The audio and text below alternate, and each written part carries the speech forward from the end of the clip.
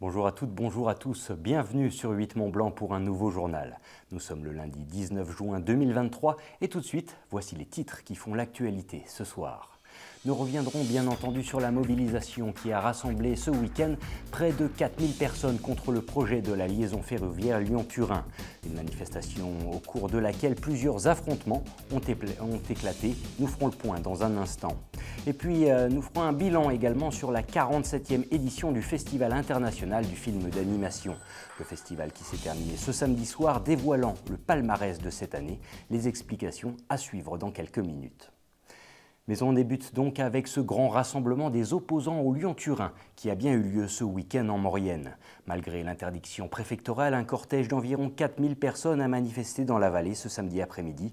Et comme on pouvait s'y attendre, des heurts ont éclaté entre les opposants et les forces de l'ordre. Sébastien Germain était sur place. L'affrontement tant redouté a donc eu lieu ce samedi aux alentours de 15 h sur ce pont situé au Chavannes-en-Maurienne, tout près de l'autoroute A43. Les opposants au Lyon-Turin d'un côté et les gendarmes de l'autre s'échangent jets de pierre et gaz lacrymogène. Et très vite, la tension monte, car après ces premières heures, chaque groupe reste campé sur sa position. Dernière sommation, nous allons faire usage de la force. Un peu plus tôt dans l'après-midi, malgré de longues négociations entre des élus et les autorités, la manifestation interdite par arrêté préfectoral ne peut aller plus loin, aux grandes dames des organisateurs. L'idée essentielle, c'était à nouveau de pouvoir passer ce pont pacifiquement, de faire une boucle dans notre manifestation. Malheureusement, on n'est pas entendu et c'est un petit peu dommage. Parce que moi, je crois qu'on a fait vraiment tout ce qu'il fallait pour faire en sorte que cette manifestation se passe bien. Et à chaque fois, eh bien, la préfecture apporte beaucoup d'intransigeance et des non-reçus. Voilà, moi, je trouve que c'est un petit peu dommage. On leur a fait des propositions. Et à un moment, nous n'avons pas eu de réponse, mais la constitution ensuite d'un Black Bloc. Donc vers 15 h, un groupe de radicaux s'est constitué en Black Bloc, environ 300 personnes. Et ils ont commencé à jeter des pierres et d'autres projectiles sur les unités de force mobile qui étaient en barrage sur le pont. Et pourtant, cette journée avait plutôt bien débuté. Installée sur des champs agricoles sur la commune de La Chapelle, un territoire non concerné par l'interdiction préfectorale, quelques 4000 personnes s'étaient réunies samedi matin pour ce grand rassemblement d'opposition au Lyon-Turin, initié par les soulèvements de la terre. Et qu'ils soient citoyens, engagés politiquement ou non, tous ont un point commun, ils ne veulent pas de la future liaison ferroviaire. En réalité, la ligne existante peut être utilisée. Il se trouve que cette ligne existante, elle a été rénovée à plus d'1 milliard d'euros dans les années 2006 jusqu'à 2012. Et en réalité, le constat, c'est qu'on a divisé par 5 le trafic modal. Donc, qui aimerait faire des travaux à plus d'1 milliard d'euros pour, en fin de compte, l'utiliser 5 fois moins? Donc, on trouve que c'est quand même une aberration et on n'arrive pas à comprendre ça. Ça ne concerne pas seulement la vallée de la Maurienne, c'est un sujet national et c'est pourquoi à l'Assemblée nationale, cette semaine, nous avons lancé avec le syndicat Sudrail, mais aussi Agir et Vivre en Maurienne, l'association et beaucoup d'autres, Daniel Ibanez qui est un lanceur d'alerte sur cette question depuis longtemps, une commission d'enquête populaire où nous continuerons à montrer qu'avec des chiffres à l'appui, que ce projet est inutile, qu'il est dépassé, qu'il est archaïque et qu'il faut donc le stopper. C'est ensuite sur les coups de 12h30 que le très long cortège s'engage pour une déambulation de plusieurs kilomètres. Et après 1 heure de marche, les manifestants arrivent sur le premier barrage. La triste fin, on la connaît désormais, les affrontements, l'interruption de la circulation sur l'A43 après l'irruption de quelques opposants sur les voies et enfin un retour au calme en fin de journée.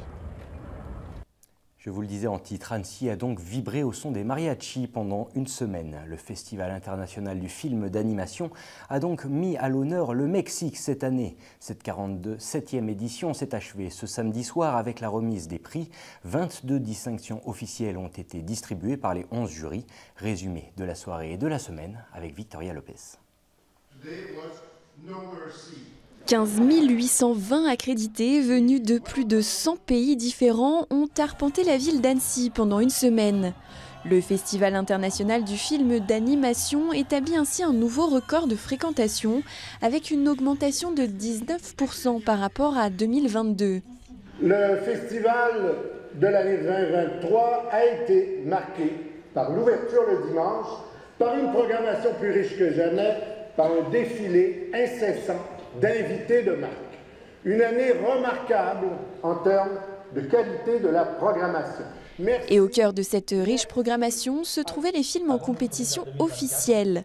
Comme à son habitude, le festival en a distingué plusieurs lors de sa cérémonie de clôture. Le prix le plus prestigieux, le cristal du long métrage, a été attribué à la coproduction franco-italienne Linda veut du poulet. Faire ce film était pour nous une expérience réjouissante, mais très périlleuse. Et qu'à l'image de notre protagoniste, on n'a fait qu'à notre tête tout le temps. Et on est tombé fesses par terre plein de fois. Et c'est très important pour nous d'avoir ce prix qu'on voudrait dédier au chemin libre et de travers. Parce que parfois ils atteignent une sorte de lumière. Et déjà le fait que le film soit là et ce prix ce soir. Merci beaucoup. Le long métrage sortira en salle le 18 octobre prochain. Au total, une vingtaine de prix a été décernée samedi soir dans la grande salle de Bonlieu. Après le Mexique cette année, le festival a aussi annoncé le pays à l'honneur en 2024. Pour vous l'annoncer, je laisse la place à un invité très spécial. Vediamo se estamos a Miguel Ribeiro. Estou aqui com o meu conference para vos dar uma grande novidade. É isso? Em 2024, o país convidado vai ser Portugal.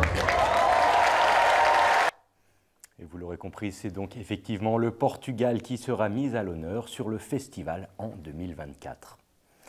On reste à Annecy, mais on parle tourisme à présent. Avec l'arrivée des beaux jours, les vacanciers commencent à affluer sur notre territoire. Dans l'hypercentre de la Venise des Alpes, plus de 40% des logements sont aujourd'hui voués à être loués par des estivants. Un chiffre qui augmente d'année en année. Et pour lutter contre cette surlocation touristique, la ville d'Annecy et la police municipale ont mené ce lundi matin une opération coup de poing. Lucas Ruche était sur place. Annecy. Ces canaux, ces maisons colorées et ces meublés de tourisme. Ici, plus de 3000 logements secondaires sont loués à des fins touristiques. Leur nombre a même triplé ces 5 dernières années. De quoi exaspérer les habitants de la ville, impuissants face à ce phénomène.